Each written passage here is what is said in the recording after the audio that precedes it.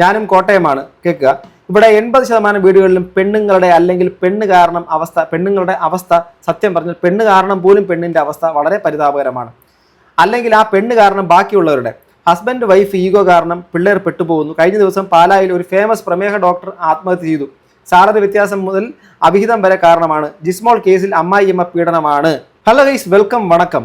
ഞാൻ കുറച്ച് നാളുകൾക്ക് മുമ്പ് ചെയ്തൊരു വീഡിയോ ആയിരുന്നു ഷൈനിയുടെ, നമ്മളെല്ലാവരും വളരെ വേദനയോട് കേട്ട ഏറ്റുമാനൂരിലുള്ള സ്വന്തം 2 പെൺകുട്ടികളെയും കൊണ്ട് റെയിൽവേ ട്രാക്കിൽ കയറി നിന്ന് ചിന്നിച്ചിതറിയ ഷൈനിയുടെ കാര്യം.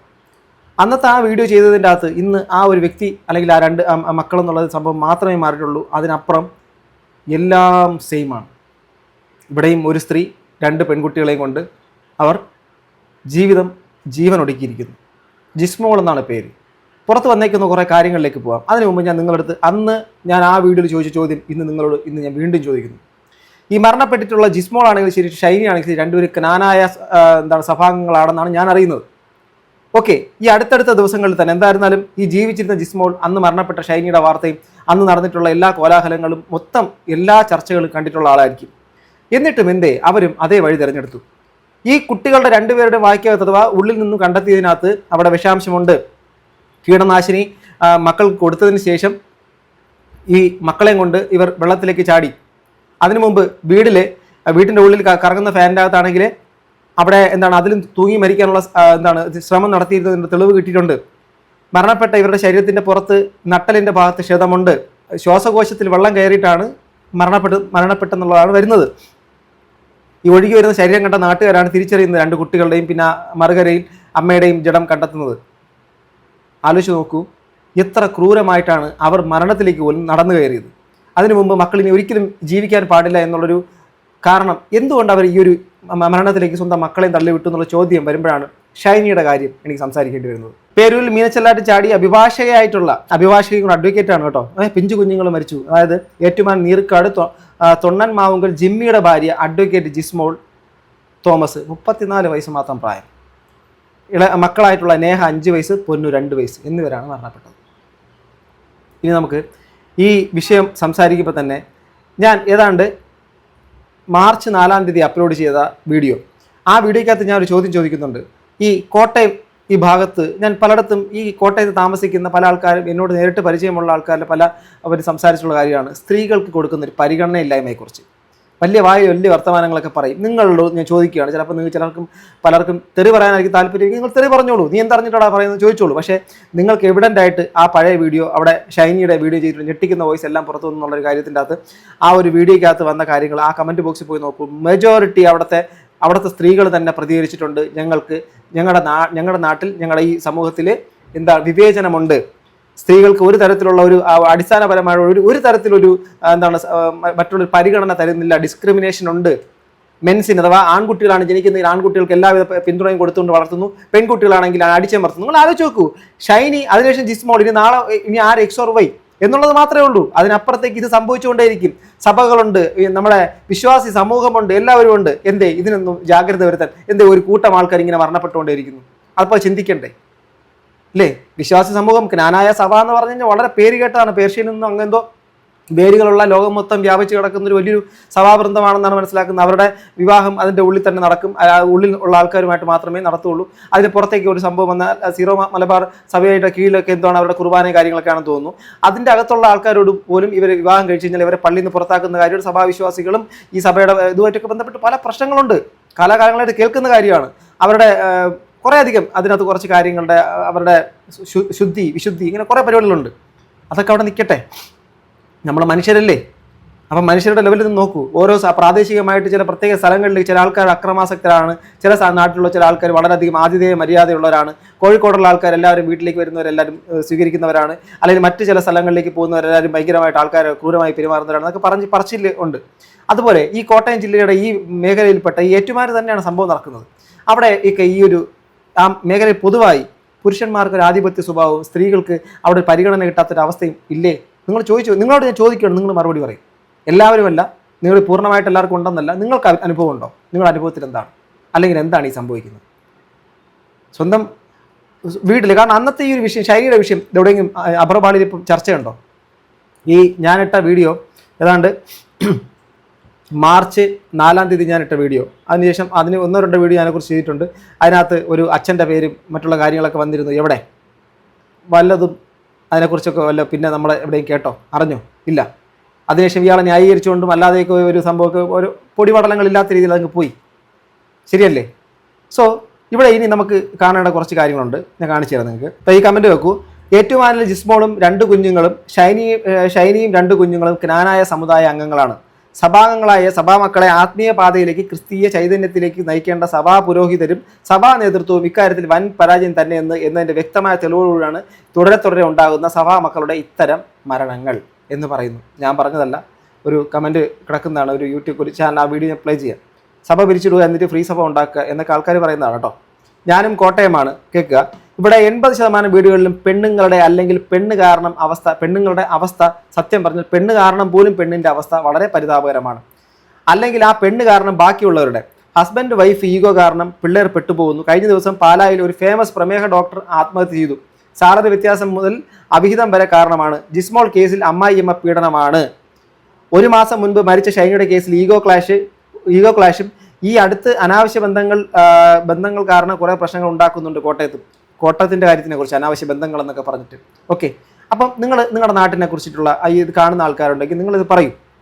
ഇതിനകത്തൊരു പൊതുവായ ഒരു സംഭവം നടന്നുകൊണ്ടിരിക്കുകയില്ല. ആ നാടിനെ മാത്രം കേന്ദ്രീകരിച്ച് എന്താ മറ്റൊരിടത്തും ഇല്ലാത്തൊരു തരം പ്രശ്നം ഉണ്ടാകുന്നത്. ഇപ്പോൾ മനസ്സിലാക്കിയെടുത്തോളം പല ന്യൂസുകളും ഞാനത് കണ്ടതെന്ന് മനസ്സിലാക്കിയെടുത്തോളം ഈ ഒരു സ്ത്രീ അത്യാവശ്യം എല്ലാവരുമായിട്ട് നല്ല സ്വഭാവത്തിൽ എല്ലാവരോടും പെരുമാറുന്ന ഒരു സ്ത്രീയാണ്.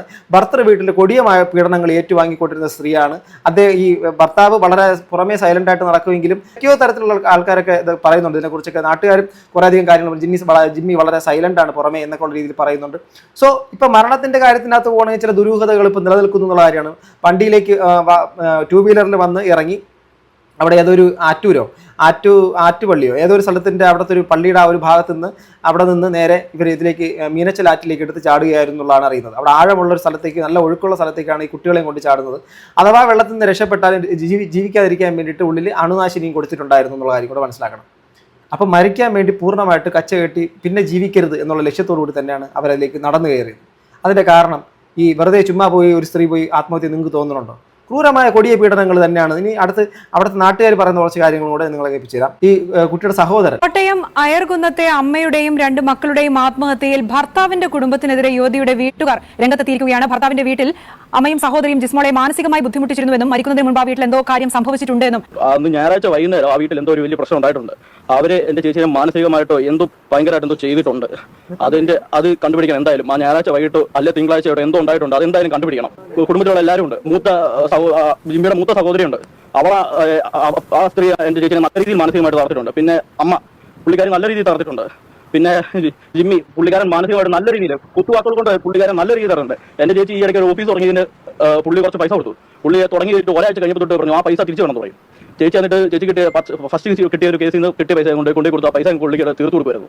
പിന്നെ പുള്ളി പറയുന്നത് ചേച്ചി ഈ ഓഫീസിൽ തുടങ്ങിയിരിക്കുന്നത് ഞങ്ങൾ പുറത്തുള്ള ചേച്ചിയുടെ ബന്ധുക്കാരെയൊക്കെ വിളിക്കാൻ വേണ്ടിയിട്ടാണ്.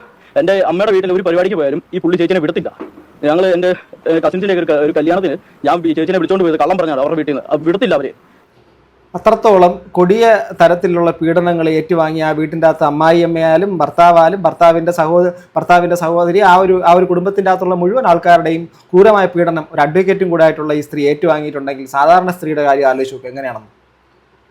അപ്പോൾ ആ ഒരു സ്ത്രീ അനുഭവിച്ചിട്ടുള്ള തിക്തമായിട്ടുള്ള അനുഭവങ്ങൾ തന്നെയാണ് അവരെ ഈ ഒരു തരത്തിലേക്ക് കണ്ടെത്തിയിട്ടുണ്ടെന്നത് ഒരു സംശയമില്ല കൊണ്ടെത്തിച്ചത്. ജോലിയുണ്ട്, അതും വക്കീൽ, അത്യാവശ്യം ക്യാഷ് ബാക്ക്ഗ്രൗണ്ടൊക്കെ ഉള്ള ഫാമിലി. എന്തിനാണോ മക്കളെയും കൊണ്ട് മരിച്ചത്? അയാളെ വേണ്ടെന്ന് വെച്ച് പോരായിരുന്നോ? ഒരു റെന്റഡ് ഹോം എടുത്താലും മതിയായിരുന്നല്ലോ. മനസമാധാനം കൊടുക്കാൻ ഒരു ഹസ്ബൻഡ് ആണ് ഉള്ളെങ്കിൽ ആ പാവം ഒക്കെ എന്ത് ചെയ്യാനാ? ഇല്ല. പറയാൻ എന്തെളുപ്പം ഓടിപ്പോയി സ്വന്തം ജീവൻ കാണണമെങ്കിൽ എത്ര ദുഃഖമാകുന്നത്. സത്യം പറഞ്ഞാൽ ചില കാര്യങ്ങളിൽ നിന്ന് സൊല്യൂഷൻ എന്ന് പറഞ്ഞു കഴിഞ്ഞാൽ അത് കേൾക്കാൻ ആരും കാണത്തില്ല. ഓരോ മനുഷ്യന്മാരും തൂക്കുകയറിലേക്കും, അതായത് തൂങ്ങി മരിക്കുന്നതിലേക്കും, വിഷം കഴിച്ച് മരിക്കുന്നതിലേക്കും, മറ്റുള്ള പല കാര്യത്തിലും 99% ആൾക്കാരും പോകുന്നതിൻ്റെ പ്രധാന കാരണം അവരെ കേൾക്കാനോ അവർ ആ സമയത്തൊന്ന് പറഞ്ഞ് സാന്ത്വനിപ്പിക്കാനോ ആരുമില്ലാത്തത് കൊണ്ടാണ്. ചിലപ്പോൾ കൂടെ നിൽക്കുന്നവർ കുറ്റപ്പെടുത്തും. അതിനുശേഷം അവർ ഇങ്ങനെ ചെയ്തു എന്ന് പറഞ്ഞ് മറ്റേ ഏറ്റവും വേണ്ടപ്പെട്ടവരോട് എന്ന് പറയാൻ വേണ്ടിയിട്ട് പോകുമ്പോൾ അവരും കുറ്റപ്പെടുത്തും. മാറി നിന്ന് കൂടെ നിന്നും എല്ലാ സ്ഥലങ്ങളിൽ നിന്നും കുറ്റം കേൾക്കുന്ന സമയത്ത് എവിടെ പോകൂടെ? മനുഷ്യരല്ലേ? തലച്ചോറിൻ്റെ അകത്ത് ഈ പറഞ്ഞ പ്രഷർ കയറി ഇങ്ങനെ വെട്ടിക്കീറുന്നത് പോലെ തലച്ചോറ് ഇങ്ങനെ പിടഞ്ഞുകൊണ്ടിരിക്കുന്ന സമയത്ത് പിന്നെ ജീവിക്കാൻ തോന്നത്തില്ല. അവരെ പറഞ്ഞിട്ട് കാര്യമില്ല. ആ ഒരു സാഹചര്യത്തിൽ കടന്നു പോകുന്നവരെ ഇവരെല്ലാവരും അവരെ കൂടെ നിർത്തേണ്ടവരാണ് ഇപ്പോൾ എന്താണ് ഈ കാലന്മാരായിട്ട് മാറി എന്നുള്ള കാര്യമാണ് ഇതിനകത്ത് മനസ്സിലാക്കാൻ വേണ്ടിയിട്ട് പറ്റുന്നത്. അങ്ങനെ എന്തെങ്കിലും ബുദ്ധിമുട്ട് ഇവിടെ താമസിക്കാറ് താക്കോലെ കൂടിയിട്ടുണ്ട്. താമസിക്കാൻ ഞങ്ങളെല്ലാം നോക്കിയായിരുന്നു. നമ്മുടെ ഇതിൽ ചിലപ്പോൾ ജോലിയുടെ എന്തെങ്കിലും പ്രശ്നം കാരണമായിരിക്കാം. അത് അങ്ങനെ ഉണ്ടോ എന്ന് എനിക്കറിയത്തില്ല. നമ്മൾ അങ്ങനെ ഒരു ഇല്ല. അവളവിടെ ഓഫീസ് പണിതു എന്ന് പറഞ്ഞു. ജിമ്മി ഏജൻസി പറഞ്ഞപ്പോൾ ഓഫീസ് ചോദിച്ചപ്പോൾ അവിടെ പാലയിൽ പണിതെന്ന് പറഞ്ഞു, ഓഫീസിട്ടുണ്ടെന്ന് പറഞ്ഞു. ഇവിടെ പോകാറുണ്ട്. പിന്നെ ഈ ഹൈക്കോടതി അവൾ അത്യാവശ്യം പോകുമ്പോൾ വണ്ടി വെച്ചിട്ടാണ് പോകാറുള്ളത്. ഇത് വരും. അങ്ങനെയാണ് എൻ്റെ അറിവ്. ഞങ്ങളുടെ ലൈബ്രറിയിലെ ഏറ്റവും നല്ലൊരു മെമ്പറാണ്. എല്ലാ തരത്തിലും എല്ലാ കാര്യങ്ങൾക്കും നല്ല സഹകരണവും എല്ലാ പരിപാടികൾക്കും ഒക്കെ പങ്കെടുക്കുന്നു. ഒന്നും ഒരു കുറവ് വരുത്താതെ തന്നെ പുള്ളിക്കാരത്തി നല്ല ഒരു അഡ്വക്കേറ്റുമാണ്. നല്ല എല്ലാവരോടും നല്ല രീതിയിൽ തന്നെ പെരുമാറുന്ന ഒരു വ്യക്തിയാണ്. എത്ര വർഷമായിട്ടുള്ള ഒരു പരിചയമുണ്ട്? അത് വന്നപ്പം തൊട്ടുണ്ട്. അതിനെ കെട്ടിക്കൊണ്ട് വന്നപ്പം തൊട്ട്. ഞാൻ ഇവിടെ 8-9 വർഷത്തോളം ഇവിടെ ലൈബ്രറിയിലായിട്ടിരിക്കുന്നു. അവർക്ക് കുറച്ച് നാട്ടുകാർക്കെല്ലാം നല്ല അഭിപ്രായം മാത്രമേ ഉള്ളൂ. ഒരു തരത്തിലുള്ള മോശമായിട്ടുള്ള അഭിപ്രായമോ ഒരു സംഭവമില്ല. തീർച്ചയായിട്ടും കുടുംബപരമായിട്ട് തന്നെ എല്ലാവരുമായിട്ട് നല്ല ബന്ധം. നല്ല ബന്ധമാണ്. ഒരു കുഴപ്പമില്ല. പക്ഷെ ഒന്നും അറിയത്തില്ല. അങ്ങനെയുള്ള ദുരൂഹതകളൊന്നും പറയാൻ നമുക്കൊന്നുമില്ല. നമുക്കൊന്നും പറയാൻ പറ്റില്ല.